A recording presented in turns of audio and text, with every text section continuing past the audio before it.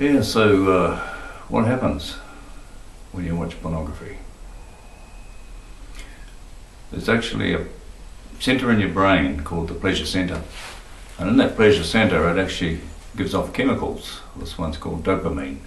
Dopamine is similar to a rush that you get when you're on cocaine and other drugs, methamphetamine.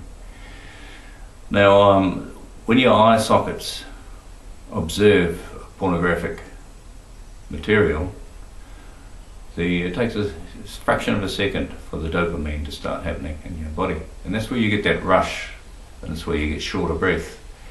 You find that you're starting to feel an anticipation happening, and what happens? Adrenaline rush actually occurs at the same time, and that adrenaline rush also gives you that anticipation, which can stay with you for hours as you observe pornography. And one thing, the eyes are never satisfied with a bit of pornography. It's like any other infatuation. Your desire just goes on and on and on. You can sit for hours. They say those that are addicted to pornography, something like 5 hours at a time, they can be watching pornography and never be satisfied. This rush is happening. They don't want to get the rocks off or anything.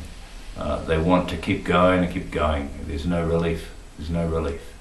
And if they are not satisfied at the end of that particular feed, it's called, they'll flick it on at the moment's notice. And the people, even in work scenarios, watching pornography, they're looking at it on their cell phones. Kids are watching it all the time too. What does that mean? It means there is a problem we have in society, and that problem's not going to get better. It's going to get worse. And it's a sad thing about our society, and it's happened to a lot of empires throughout history. The Roman Empire is one, Greek Empire. Soon as pornography hits, or the morals of a society start compromising in that whole area, the sexual area, you suddenly end up with an empire that comes to an end. It seems to, it's like the earth heals itself in a sense, but in fact God's involved in all of this. It's about morals. God designed sex as a gratification that occurs within a marriage, and the whole scenario with the chemicals coming and affecting the body, things like orgasm and that, all happen as part of a relationship with your wife and husband. And at the point of orgasm, it is said that the person you see is your partner, and that holds your attention to them for the rest of your life. It's designed to have children, bear children, the fruit of sex, and it's designed to gratify and bring closer the husband and wife. Now, what has happened in society is that it's been taken out of marriage as a separate package, and now what has happened is that sex is seen as something you can have at any time. But the problem is, even sex between people is changing because of the internet. And on the internet you have the scenario where you can dial in at any stage and have a feed, if you like, according to the internet language, on a sexual site. And the more you have, and this area of your brain, the pleasure center, can get numbed by the quantity of sexual pictures that you're watching, sexual videos that you're watching. And then it needs more and more, worse or higher excitement to get you to this situation where you were just observing normal sex. So that's what happens as you start looking at more lewd stuff, which includes sex with animals, anal sex, masochism, all sorts of other stuff that I won't name, but it's found on pornographic sites, and it gets worse and worse and worse. then after a while you'll find you can't get off on a normal scenario, and you'll have problems. If you're a single guy or a young guy and you're looking at this scenario, you'll find that when you do meet somebody you love, you'll have a bit of a problem trying to get it all happening because of this infatuation with sex, pornography. So where does that leave society? Well, it's biblical and it's well known that God condemned 2 cities, Sodom and Gomorrah, for the sexual scenario that was actually happening there. They had moved from normal relationship with husband and wife to perverted sex, which included anal sex.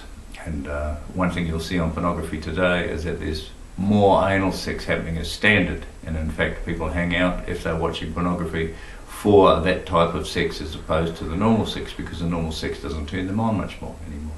So they go into the more lewd stuff. And so with the anal sex, this happened in Sodom and Gomorrah.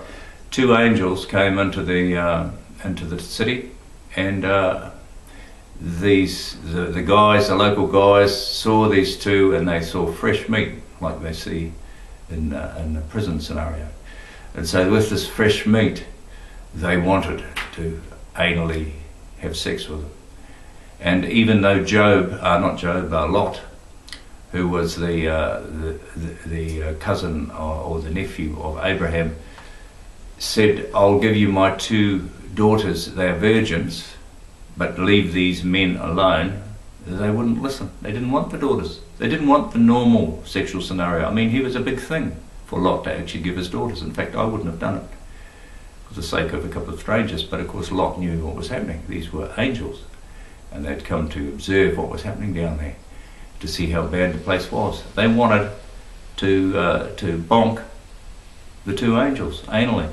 That's what they wanted. Young and old they were, according to scripture. The young and old there, so they were younger kids as well that wanted to bonk the 2 angels. They didn't want Lot's virgin daughters. And so the angels had to drag Lot out of them, behind the door, and then cause the crowd that was around trying to get in to be blind. So they got blinded for a time. And then they told Lot to get the heck out of there. So, you know, that's the scripture. You've got to have a look. You can have a look at that story in the Bible. But how does that affect us? You see, normal guys out there, it's been around for years, sexual magazines and things like that, and books and whatever, but now it's got quite bad because it's now available at any stage. Any stage you can dial in if you're on the net. You just have to be having a quiet time one day and a few beers, and you think, oh, I'll sit and I'll have a little bit of pornography. A lot of people think that's standard out there. The problem with it is that it's addictive. And it's one of those addictions you can't get rid of, and you'll have it for the rest of your life. The more and more you hook into that stuff, the more and more you'll want it, and the more and more you'll want more lewd sexual experiences. And so that affects our society in a big way. And you know, it's not just happening to the average guy out on the street, it's happening in Christian circles as well. You're finding pastors, you're finding the congregation looking at pornography. And the only way to not get addicted on the whole pornography thing is to not look at it in the first place. But the problem is, it's there. And so, you know, a lot of people will think, hey, I'm tough, I can handle it. I laugh at that. I laugh at that. Because it's not true. You can't handle it, and it'll affect your life. It'll affect your relationships. It'll affect your marriage. It'll affect your children.